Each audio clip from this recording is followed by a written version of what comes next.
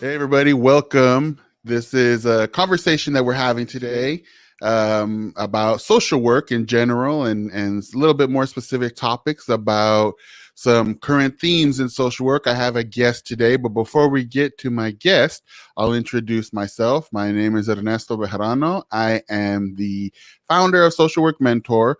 And you can go to socialworkmentor.com and find that. And I'll provide some links in the description of this video at some point.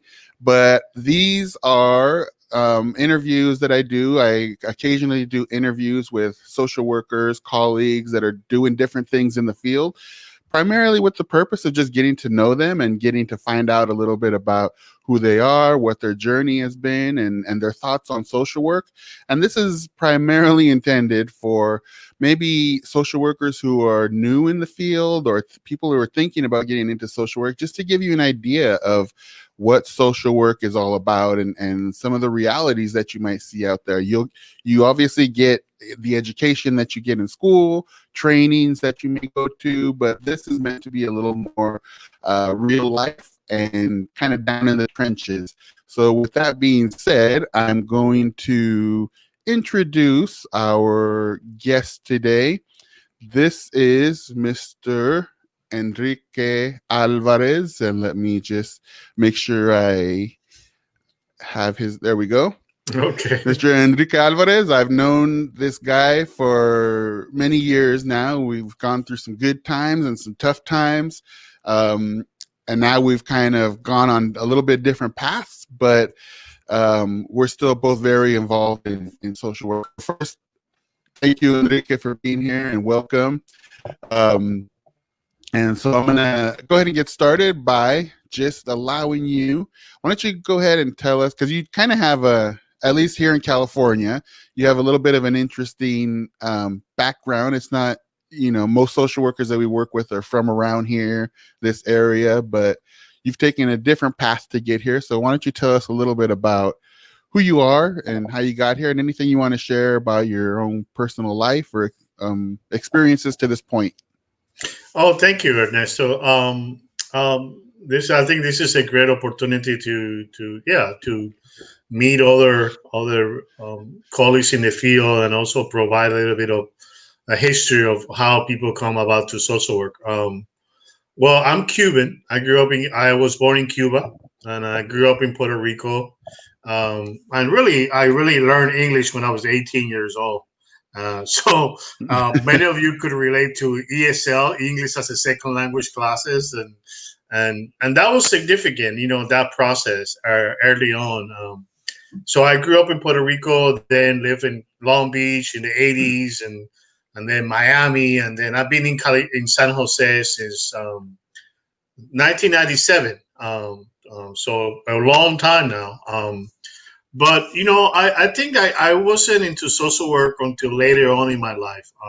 Well, I think I'd always been a community activist and connected to the community. But I have a bachelor's in criminal justice. I think at that time it was Florida International University. Oh, I didn't even know. I didn't know that you went there. A small university, and now it's bigger. So criminal justice, and then from there, I was a federal correctional officer. So I was in the federal system for like 12 years, and then in 2000 I quit after 12 years in the field and went to San Jose State for a master. And I think that was there anything that made you? Like, was there anything were you not enjoying the job, or were you just looking for a change, or what made you quit and go into your master's program? It's a good question because we in social work we talk about having a good fit. Like when in child welfare we look at the child and the family and having a good fit is important. Criminal justice and law enforcement wasn't a good fit for me. I wasn't the best federal correctional officer. I mean, I was good, but I wasn't into enforcing minors. I was in a federal penitentiaries for like 12 years. I just got tired. I thought there was something more to do. And I always wanted to work with families and communities. So, and I researched and social work, and that was 2000, 20 years ago. And social work was the most marketable career that, you know, and broad that you could go into. So, yeah, I mean, I think I was just tired of the system, and it So was kind of dead end. Go was ahead. it that your criminal justice academic background had kind of prepared you for the enforcement side of criminal justice? But is it accurate to say that that wasn't meeting your real needs for, you know, more of advocacy, empowerment, that type of thing? Correct. Yeah, and it was like a feeling, like a sense of like a dead end, like you're in a dead end and you're not enjoying what you're doing. Right. The impact that you're having, yeah, you're you're a correctional officer and you're enforcing laws and making sure that people are safe inside the institutions. But that was it. You know, there was not much to it, and I wasn't a law enforcement type. I've never been a law enforcement type. I think I have always been a social worker. And I think that through my family and my experience as an immigrant, has always been kind of social work oriented. I've always been involved in communities, and so I think that was a big step, because I mean For I sure. had 12 years in the system, and I was going to change. I had been out of school for like almost 12 years. So I was in my 30s, 35 or something. I was going to go back to a master program. Yeah, and I think there's a big lesson in that for people that are listening, and like I said, maybe younger people just starting in their career, is that, you know, that this type of work that's very broad in scope. It could go everywhere from, you know, administration of justice or criminal justice, all the way through to nonprofit, you know, work with homeless shelters and things like that. It's so wide. And so one thing that, you know, this may not be the case for everyone, but it's always important to remember that there are opportunities out there, many opportunities for you to continue to do work that kind of is a better fit, as you mentioned.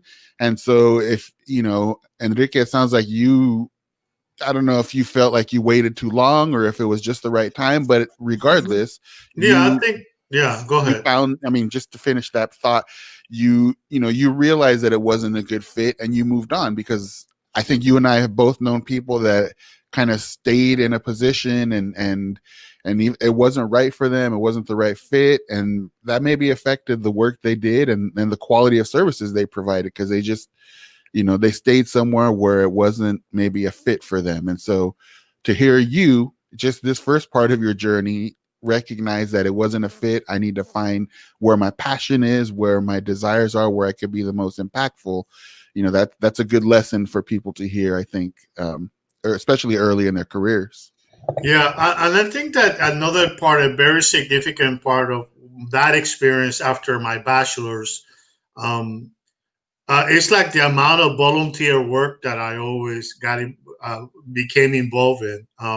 So it was very interesting, because I had a career in criminal justice and in corrections, but in my life, in my secret life, outside not my secret life, but my life, my other side of my life, I was volunteering. I had a lot of experience. I mean, I was in Miami. They call it guardian ad litem, which is a child's advocate. I did that for a long time. I volunteer in foster home. I mean, in group homes. I also, in those years, became a helpline. I used to be in Lompoc, which is close to Santa Barbara, Right. and there's a big organization called Helpline over there, and it's kind of a suicide hotline. And I remember being working as a correctional officer, and being a law enforcement type, and then in the evenings or on my other shifts, I was providing mental health counseling services to students at Santa Barbara, people that we used to call into the hotline. So wow, that's pretty amazing that you were able to do that flip, that switch from one kind of extreme to another. And I think it wasn't. That's the interesting part, that it wasn't really a switch. I think that I forced myself to be a correctional officer. Oh, Like I always was a social worker internally, but I chose that, made those decisions about becoming a correctional officer.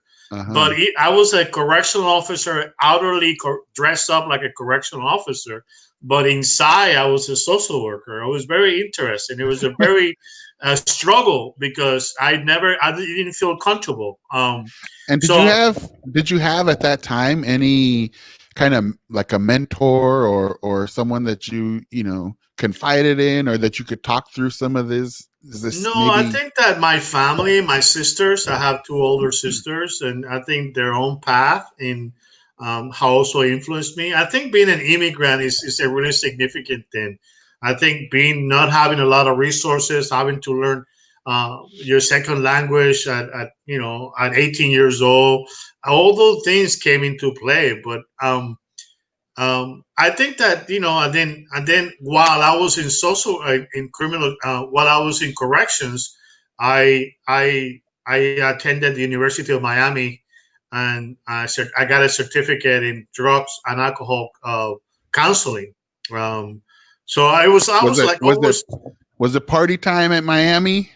I know that's every time I see Miami is I wish I was there having a good time. It was a challenging time in Miami. We're talking 1980s in Miami. Wow. Marier Botlef, cocaine cowboys, and all that thing that happened in Miami in the 80s. Yeah. But I really felt like I needed to get out of law enforcement and become more of a practice. So I took this certificate. It was a certificate program. It was like a lot of hours, and it was the University of Miami. So I used to work my regular shift and then go and study. And I actually did an internship. It's amazing. In Miami. In Miami, I did an internship after I finished that in a rehab center. And it was a great experience. I ran 12-step groups, and it was a great experience. But at the same time, that experience ended, and then I needed to go back to my regular law enforcement duties in the institution.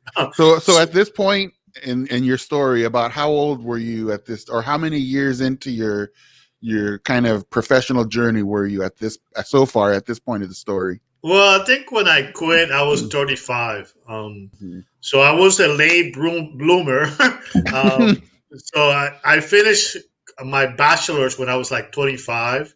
And I think that so you were kind of seasoned. You had some seasoning, in criminal justice, and you were not what we would maybe call fresh or green social worker. You knew through all your experiences, you kind of had a good idea of the type of jobs, the type of work, the type of needs that were out there. Yeah, and I think that I thought, well, that was it when I was 25 years old, and I had a federal job, and and I got into the federal system, and I think that gave me the opportunity to really understand human behavior. I think that's why I'm so good at working with populations that other social workers have a hard time. So, for example, incarcerated males, I would say the tough guys, some people get, not that I'm an expert on it. I guess I have more experience on working with that population. You can say that you're an expert. I think. I think that human behavior is we as a correctional officer, a big part of what you do is not force, but it's you study human behavior and how you interact with people. I mean, I always say that I in 12 years I was in the system with, I never had any assault. I was never assaulted or anything ever happened to me, because I wasn't the type of correctional officer that gave you a hard time.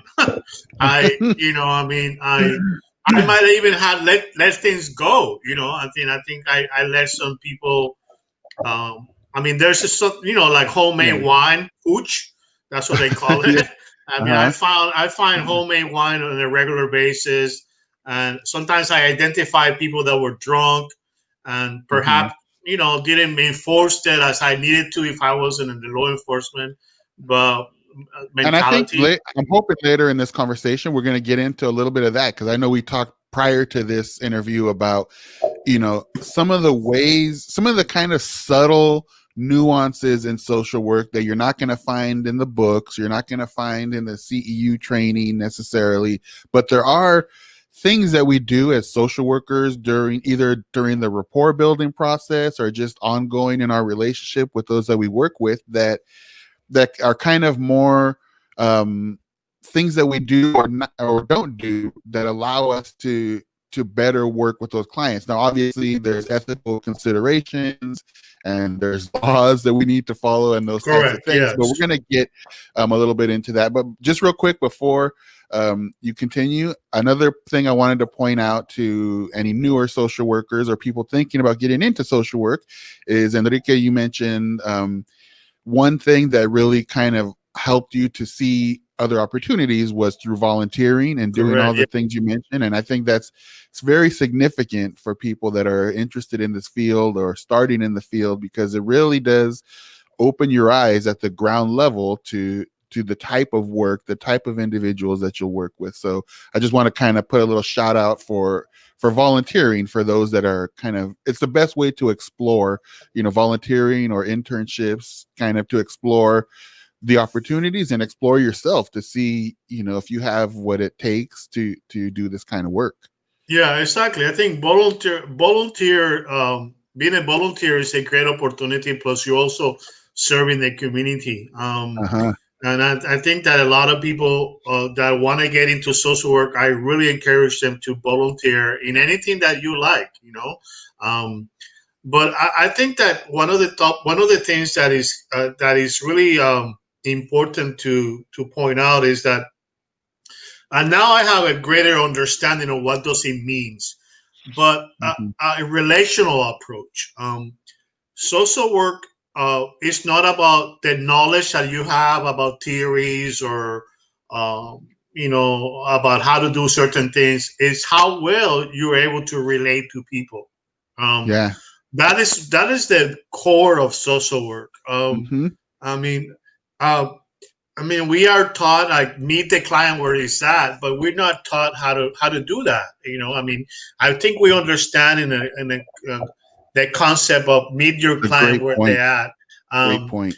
But it's a relational approach, and that is the core of all social work practice. It doesn't really matter where you're at. And you could be a reunifications child welfare social worker. You could be a mental health therapist. You could be, but social work requires that you develop relationships. Even as a policymaker, social worker, you have to develop relationships with other people and collaborate with other people. So that's really, really, really important. And I think you and I both have had the experience of working in large bureaucracies. And unfortunately, at least in my opinion, sometimes the bureaucratic nature of that work really does, it can kind of suck that out of you, the human side of it, because you're worried about the timelines on that next report, or getting in your case notes by this day or this time, or like whatever the compliance things are, and that it becomes a barrier at some point to that relational work that you're talking about. And I think that I'm there to tell you, professionally in 2002 I completed my master's in social work over 18 years ago, and and I was a Title 4E child welfare recipient, so I had to work in child welfare. So I work in the Department of Family and Social. Can you just real briefly explain what that program is for those who may not be familiar with it? Title 4E is I think it's a federal program. That Title 4E comes from the Social Security Act. I don't know where the funding comes from exactly, but it allows you to attend school.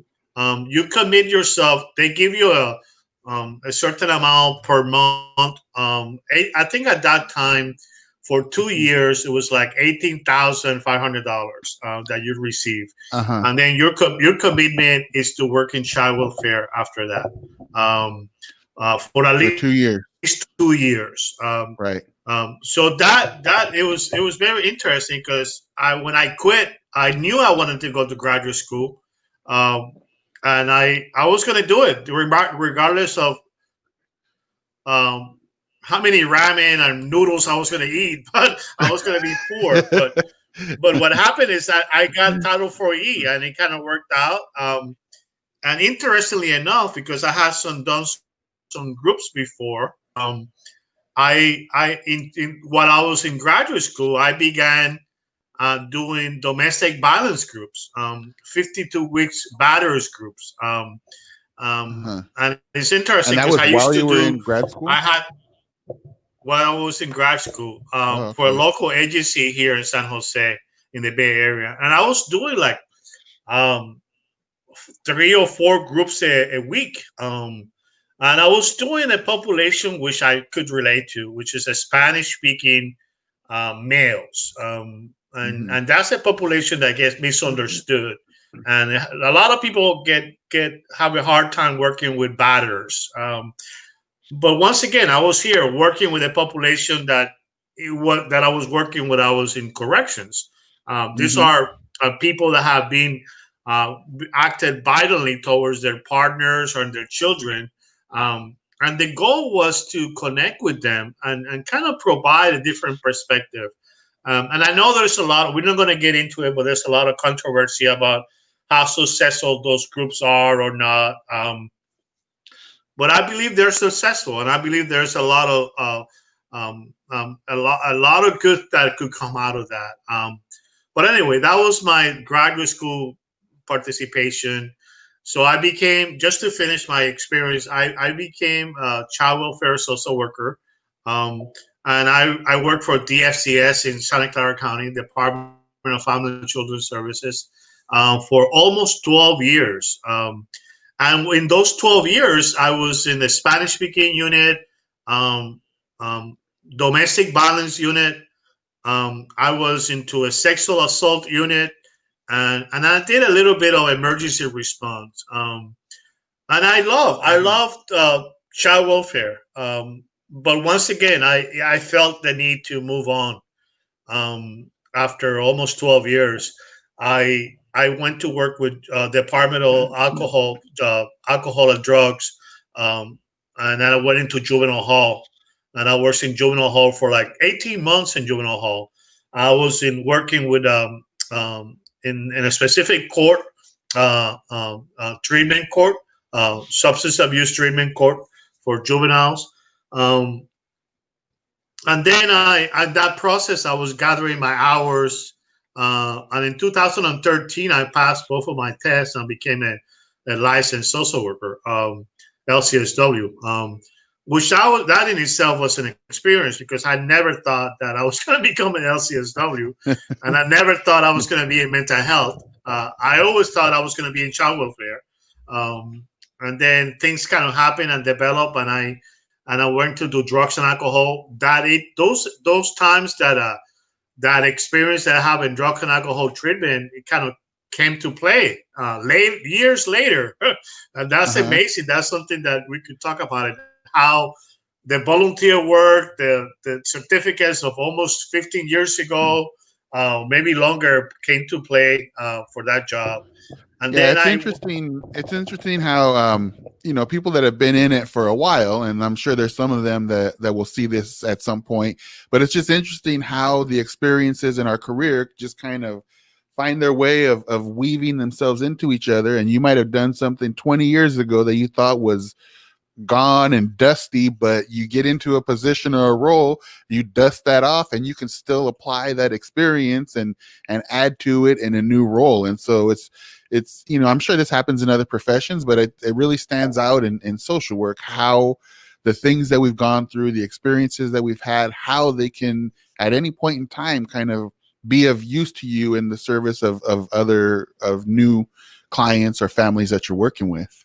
Yeah, those that's correct. A lot of transferable skills that you transfer.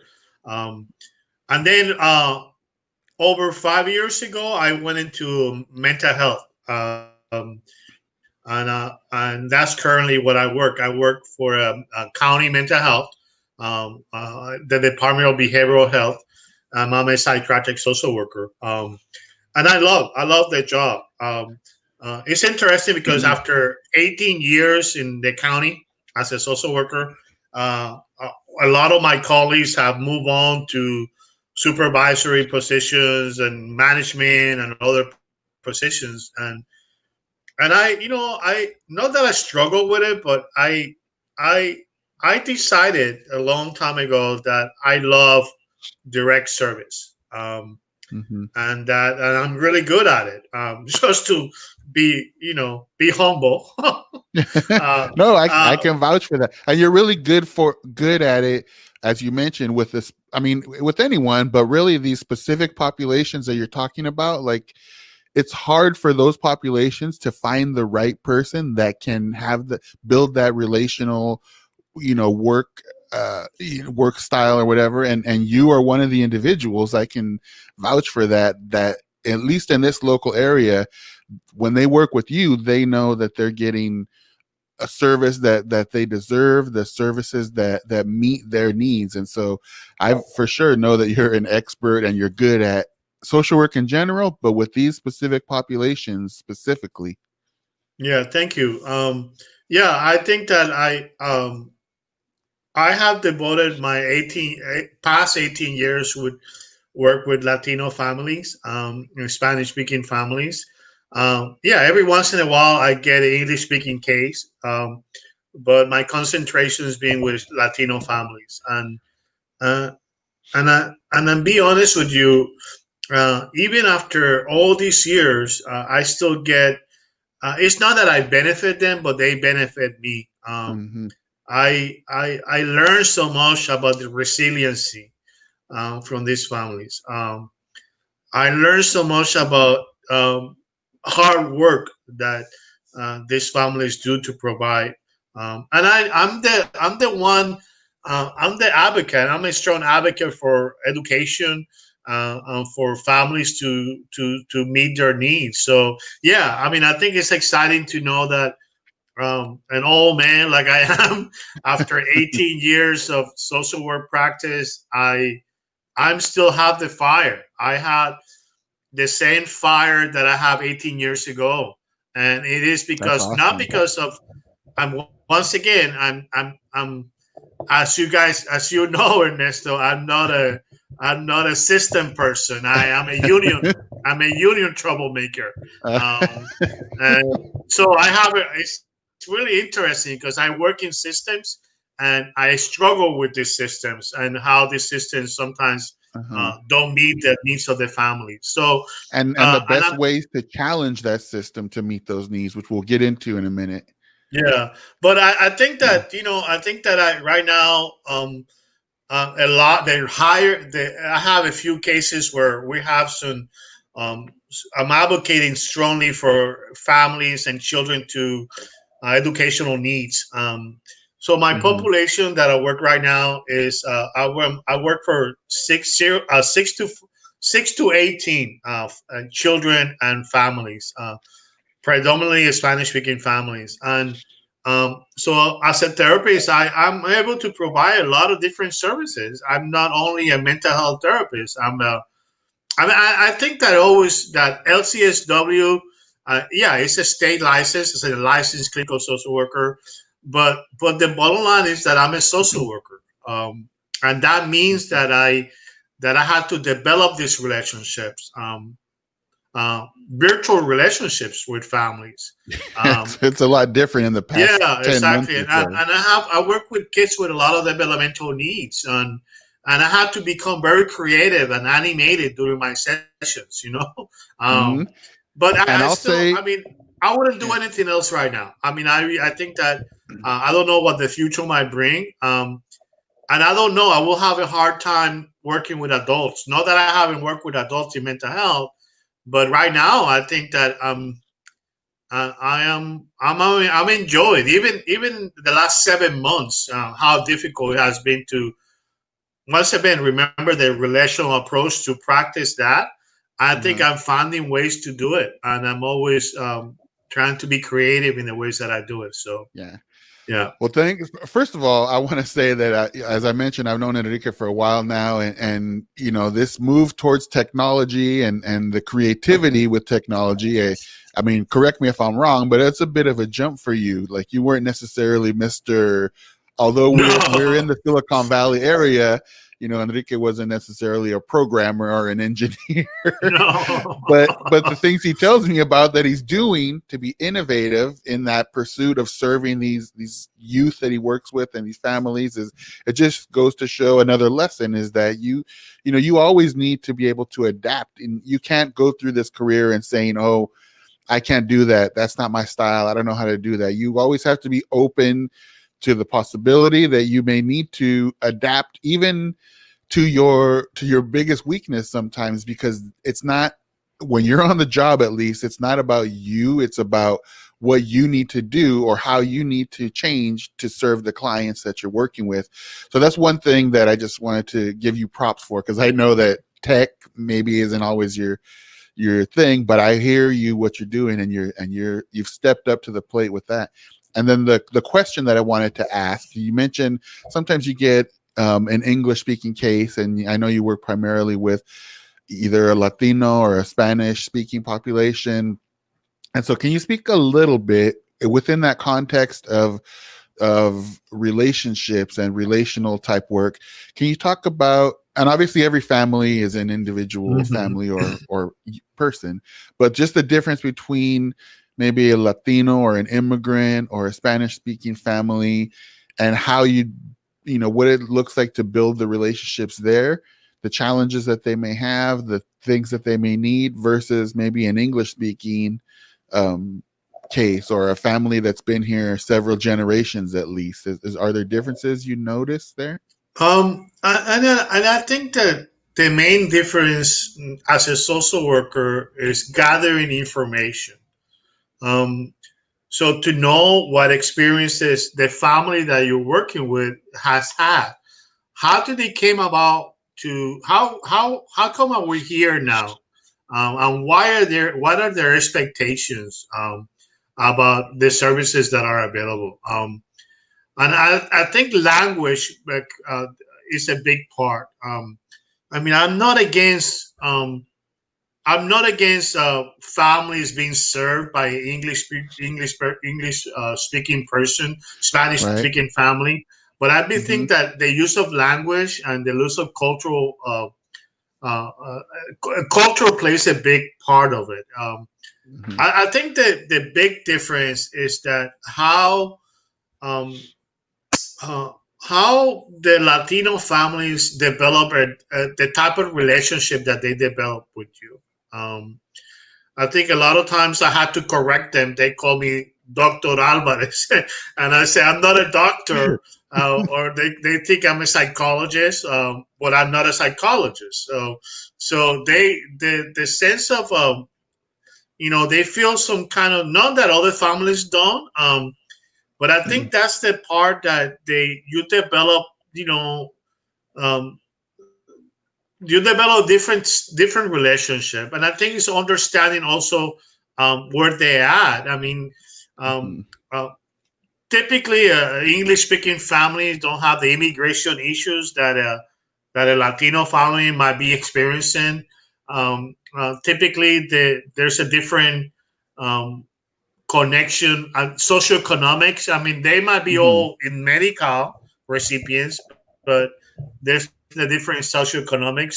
there's a difference in education, levels of education. I think a lot of, and once again, this is not across the board, but some of the Right. differences. I Yeah. think that some of the families that have a minimal amount of, the parents that have minimal education. Some of them have other college in Mexico or someplace else, Latin America. But most of them, um, they have minimal amount of education, and that impacts how you provide services. And that means Mhm. that you have to spend more time educating the family about different systems, Mhm. how different systems work. For example, because a lot of for example, if you go to a website right now of a school district, let's say your kid is in a school district, and you want to find out about services that that school district provides. If you're English speaking, you more than likely you could go into the website and read and become informed. If you're Spanish speaking, that website would not provide you. Most websites do not provide you that information in Spanish. So Uh-huh. that's a big difference. How do people access services? So, Yeah, I love that you said, that you brought up that point that um, we work with families who are engaging in systems, whether that's the school system, the hospital system, the child welfare system, whatever it is. And some families, just by nature of either they've been here, they're not immigrant families, or they have a grasp of the language, or they have an educational background, they're able to navigate those systems, at least at the very least at a rudimentary kind of level. But a lot of the families that we work with sometimes either got here 6 months ago, they immigrated here, or they don't speak the language, or they've never interacted with child welfare, and now there's people knocking at their door. And so just the time that it takes, as you mentioned, to familiarize, first of all, to make those people just feel comfortable working with you, because you're also, in many of these instances, you're part of those systems that they don't understand. And yeah. so to have them trust you, to have them work with you, to have them confide in you and be able to build that relationship is significant in terms of getting the actual work done, versus families that are more familiar with all these systems that they need to navigate. Yeah, I think that's important. And once again, we're not comparing families. I'm just speaking to what, Yeah, generalization. yeah, generalization. So one of the things that is important to understand in any level of social work is the historical trauma that some of these families might bring. I mean, just the migration, their lives or their places where they came from, Mm-hmm. their influences as they were growing up. So, I mean, we have an understanding of someone that was born in the United States and grew up in the United States, and we can kind of like can relate to that because it's here. But Mm-hmm. when we work with immigrant families and families that came from other places, it's very, very important to ask questions about how would you growing up, what access to services you had, what was what were the roles of different people in the family, because you have to understand all that. And so a lot of these families come with a lot of historical trauma that as a therapist you have to also put into the context of why Mm-hmm. they might be doing the certain things. Because one of the things that as a child welfare social worker is that um, working with a child means working with a family. Mm-hmm. Um, so yeah, the child might be your client, but you're working with Tio Perto and Tio. I mean, because Uh-huh. those are very influential people in their lives. So you Uh-huh. always put it into the context of family, and I think that that also a big difference. The concept of family versus a person that was born here or a person that was born in Mexico. And we're talking Yeah, about it's family in Mexico. I mean, we're talking about uh-huh. how family it gets influenced by things that happen in Mexico and other Latin American places, because there are things constantly happening over there that might influence the family over here. Yeah, and I just wanted to also mention that right now we're talking just within the context of the work that we do here in this area.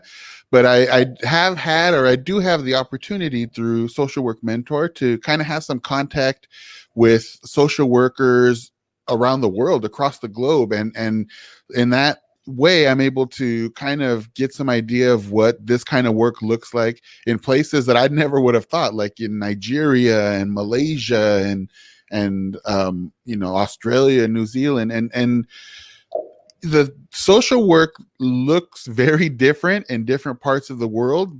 But for many of us, we work like in the San Francisco Bay Area where we are. It's a very international region. So again, we're talking about Latino families primarily, but we Correct. do come into contact with other populations, and it is quite often the same dynamics where you're not just working with an individual, you're working with someone that had a very traumatic experience maybe in Kenya, and now they're here on to work in the United States, but they've gone through some stuff, and you need to connect with that stuff before you can even begin to address the presenting issues that you're faced with. So again, we're talking within the context of the majority of the work that we see here, but it's really something that many of you who are watching this, you might not work with primarily a Latino population, but you might work with Southeast Asians that have a very similar Correct. experience Yes. in terms of trauma and those types of things.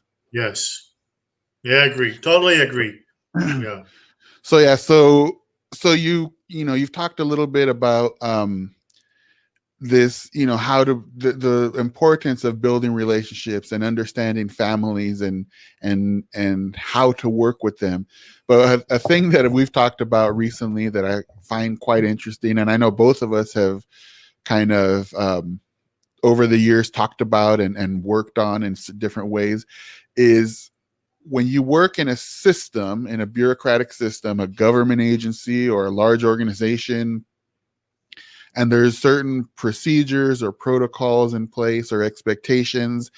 And as you get into the work, sometimes you find that those rules, although they're there with the best intentions, and like we talked about before, maybe legal issues or ethical issues, they sometimes get in the way of actually serving the family. So the quandary that we find ourselves in sometimes is, how do you kind of, when appropriate, how do you go right to that line? How do you figure out when, you can kind of push the limits a little bit? And you talked about some good examples when you were in the correctional system, how maybe there were minor, quote unquote, minor things that you could let slide in the bigger picture of serving that individual or helping that individual. So I don't know if do you have any thoughts on, especially for maybe workers who are just starting in the field and trying to figure out, how to work with families when they have all of these rules or expectations or guidelines that are sometimes constraining. Do you have any thoughts on that? Yeah, I think that it is important. It is the most that you must understand what the policy and guidelines are for your department, whatever you work at. By no means you are to not follow those guidelines and policies. Exactly. So that's really important to understand. Now that said, you're the families here, and you're here, and in the middle there are policies and procedures, and the goal, remember, is always to develop a relationship. So in working with families, you are interpreting the policies and procedures, and you're following the policy and procedures within the context of developing a relationship. Right. And I know that's hard and complicated what I just said, and it's not very clear. But you know, I think, for an example, I mean, it's hard to give example because everything is different. I think that, and then generally speaking, you know, you should always strive to develop that relationship. For example,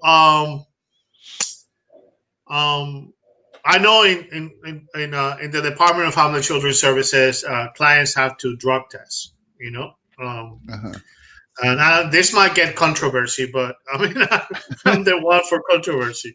But so if a parent misses a test in the Department of Family and Children's Services, the department I don't know. I've been away from the department for 7 years, but I know it is called an administrative test, administrative miss. No.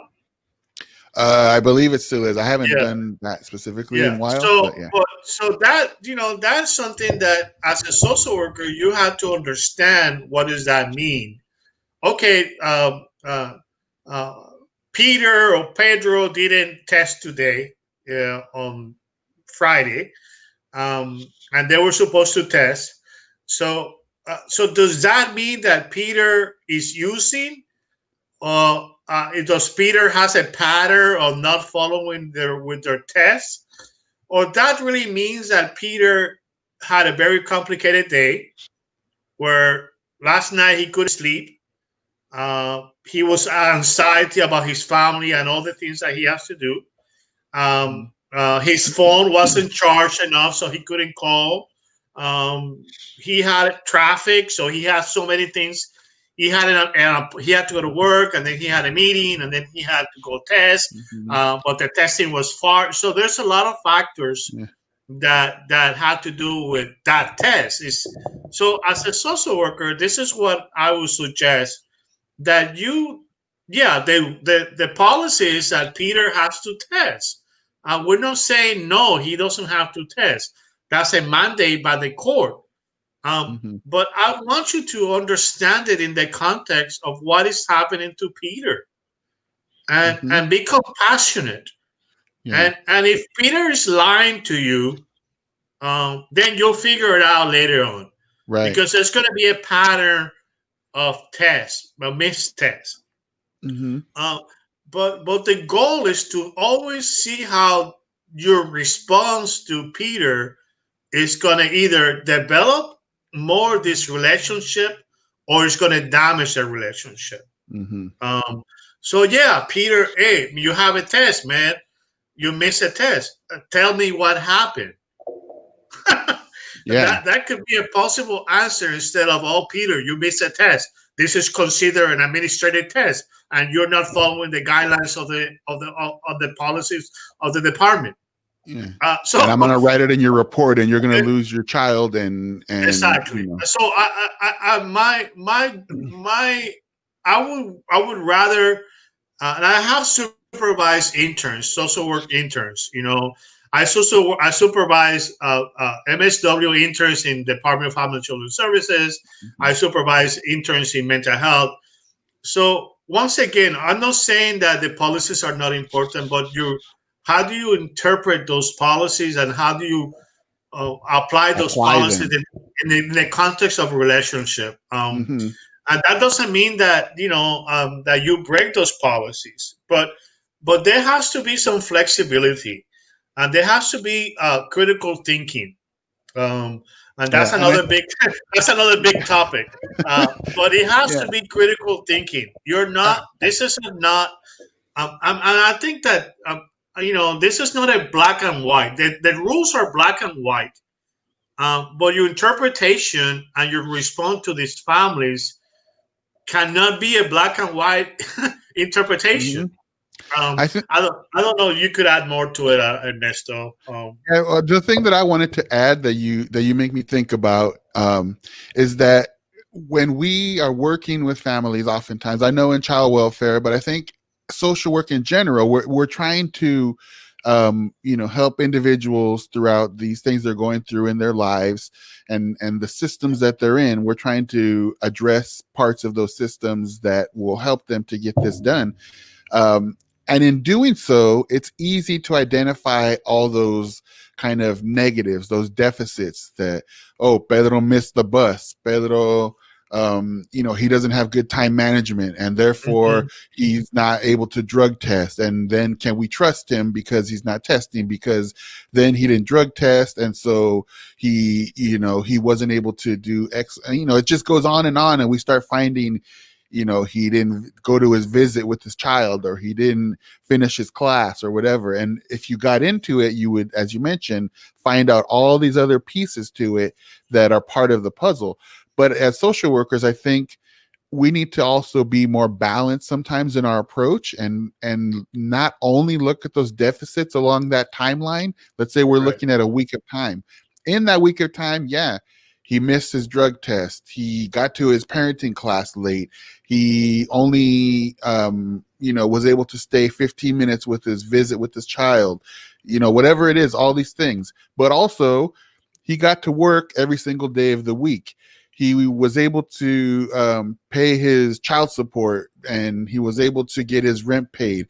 And he, made 2 other visits on time and spent quality time with his child. And, there's in between those deficits on that 1 week timeline, there's lots of other things that he did do that are part of the puzzle that we need to consider as the whole picture. And I think sometimes, if we're able to do that, it makes it much easier to look at this whole picture of Pedro and work with him to build that relationship and understand his reality, as opposed to just seeing those negatives and basing our assessment, basing our reports, basing all that stuff off of those deficits or negative that have occurred. In our that's great. That's a great way to put it. That's really great. I always remember, and this is a story that is close to my heart, about a teenager that he was in runaway status. He ran away from the group home. But I knew he would regularly call me to check in with me. And I knew where he was staying. So although the department had it on runaway status, I knew where he was at. So my goal was not to force him back into a group home, but was to support him while he was away from the group home in runaway status. Mm-hmm. And that's what I'm talking about. He was on runaway status, and he ran away from the group home. But he will check in with me. And so once again, we have one side is the rule, and the other side we have reality, and in the middle we have 2 people trying to work things out. And if you were to just come straight and crack down on him, and just come 100% with the rule, with the regulation, and say you're in violation, you're not here, I'm going to write you up, I'm going to do this, I'm going to do that, what would be the end outcome of that likely, versus working with them, understanding, taking safety and risk into consideration, obviously, and doing the best you can to address those, but working with him, what would be the long-term outcome? Because, and I think in social work, sometimes we have to think about, sure, in the moment we're working with someone and we have immediate concerns or immediate needs that need to be addressed. Yeah. But social work is often also a long-term prospect, a month, 6 months, 2 years, we're working with families over the long term. So is it sometimes you have to consider, is it worth it to crack down on someone now and lose them for the big outcome that you're trying to get to? Or is this something you can kind of, wiggle around a little bit? Understanding and providing, you're not hiding the information. And mm-hmm. I was never hiding the information that I knew where he was at. It was something creative with this kid too, is that he needed money. So here I am. I have a government job and I had money, but I didn't take him to the ATM and gave him $200 because that would have been unethical, Uh-huh. But, he came up, he wanted to do a yard sale. So I remember asking my colleagues, hey, do you have some old stuff in your garage that you want to get rid of it? And I remember I had a Volkswagen van at the time. I remember loading up my van with all these people brought stuff to work. And like a lot of stuff. And I remember loading on my van and delivering all this stuff to this kid. And he had a yard sale, And it was things that were donated from other social workers in the department. So Mhm. once again, I mean, some people might say that I was wrong That's in doing that. yeah, that's not in you're not going to find that in the guidebook No, anywhere. you're not going to. But the goal was, how do I get him money? Uh-huh. If he would have come into the group home, he could have had received money. I mean, he could have the benefit, but he didn't want to be in the group home. Mhm. So And I think quite often, and maybe even some people watching this would think this way, you're going to find people who would be totally against that. Say, no, you can't do that. That's unethical. There's boundary issues, those types of things.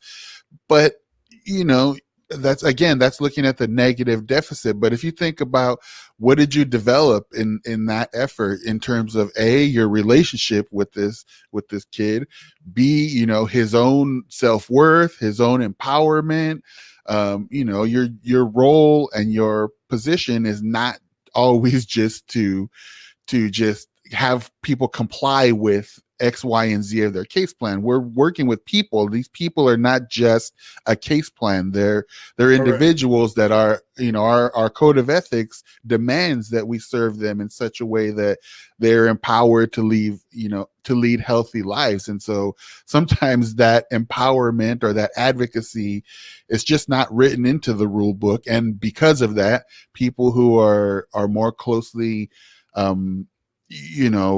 connected with or guided by the protocols may see that differently and challenge you on that. But at the end of the day, what's the long-term outcome that you're trying to reach with these individuals that you and once again, this is not about going against the protocols and the procedures that your department has,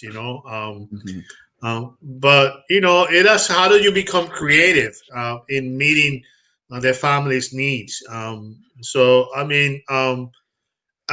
think that recently in this pandemic, one of the biggest challenges that my families, I call them my, and that's the social work language, my families, because that's something that we could touch about when people feel like you could have emotional detachment from these families, and be honest with you, Ernesto, it is almost impossible for me. I don't. Mm-hmm.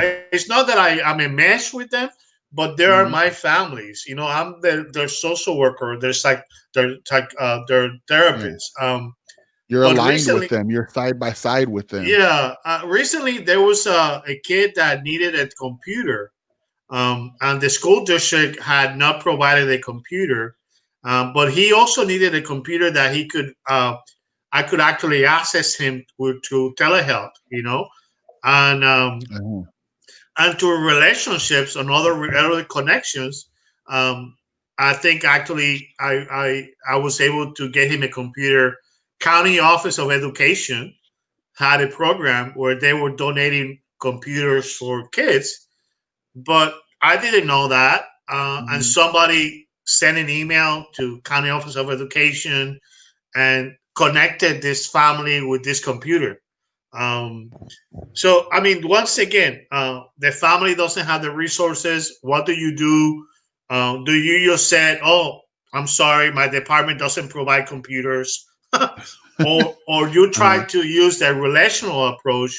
Because like with other people, so I was able to connect with someone that had a connection with County Office of Education, and they provided a computer. End result, I've been meeting weekly with this kid, doing telehealth, because he has a computer. Yeah. So So at the end of the day, you stayed within the bounds of all the rules and protocols and everything, but you were able to now provide long-term impact to this person, this youth, that maybe if you hadn't been creative within those protocols, it just would have, like you said, cut it, and we can't move any further. The barrier's there, and that's it. correct. Yeah. Relationship over. Yes. Well, it's so interesting, all of these things that we're talking about, and I know as we're recording this, we both have our families and things to address and get to today on this weekend. But I did want to kind of close here. And I think, as you mentioned throughout the interview, this discussion, there's a lot of other areas that we could talk about and go into. It's just so amazing how social work and related fields are so dynamic and things that we can discuss. But in general, with this whole pandemic and the challenges that we're all going through, do you have any thoughts on, because again, going back to deficits and strengths, are there any positives or opportunities or things that you've seen, that you've experienced going through this the past months now, that you think are maybe things that'll impact your practice long term, things that you've developed or learned or understood? I think I think social work is also it's self-analysis. As a social worker, you should also be having reflective practice with your supervisor. And every social worker should have some kind of like supervision. So one of the things this self-analysis is that how do you manage your emotions and keep yourself together? So the pandemic, at least for me, has brought me, I have connected more emotionally to compassion. I think that compassion is part of social work. And I always been inspired by the work of Gregory Boyle from Homeboy Industries. Homeboy Industries and Tattoos of the Heart, that book, and his compassion towards individuals. And he's a great example of everything we're talking about today, too. Correct. Yeah. Relational, compassionate. He's a Jewish priest. And it doesn't really. His language and how he developed the connection with that population, his dedication and compassionate, and look at the products that we have nowadays. I think a long time ago we went to LA and we had breakfast at Homegirl Cafe. That was before pandemic, and that was accelerating to me to see the work that he's done. And I think that one of the things that I have benefited from the pandemic is about connecting to my own self and how I connect more to what does it mean to be a social worker. And so there's two major things that I'm constantly reminding myself.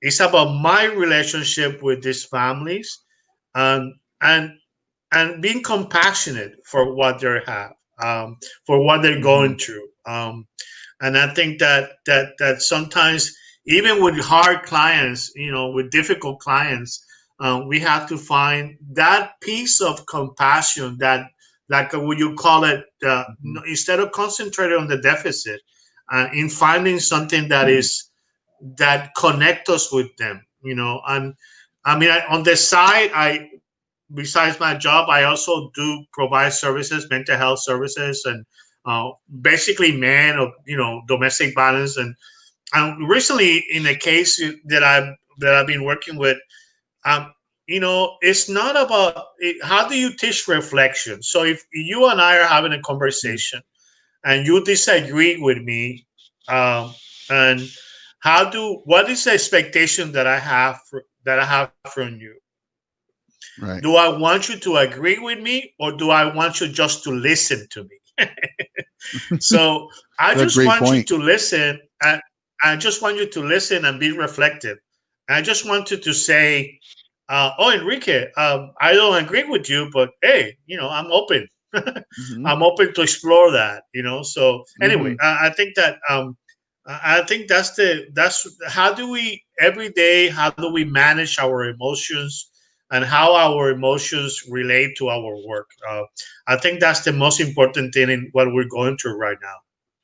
Yeah, that's super significant, obviously, because, we were talking before we started this conversation, before we press record, just at least for me, how COVID and this shutdown and everything has impacted just the the pressures that one might feel, or the anxiety, the stress levels. And so to really, you have to be in touch with those things. You have to understand them and try to process through them, get into therapy or whatever it is to help you, again, process that. Because if you can't do that, I mean, most of us who are in this field know that you're not going to really be able to truly give your best self to the individuals and families you work with. So, and I agree, COVID and the shutdown has really brought that out. Some of us, if you're working from home, it's easy now to be isolated. Yeah, we have our Zoom meetings and we have,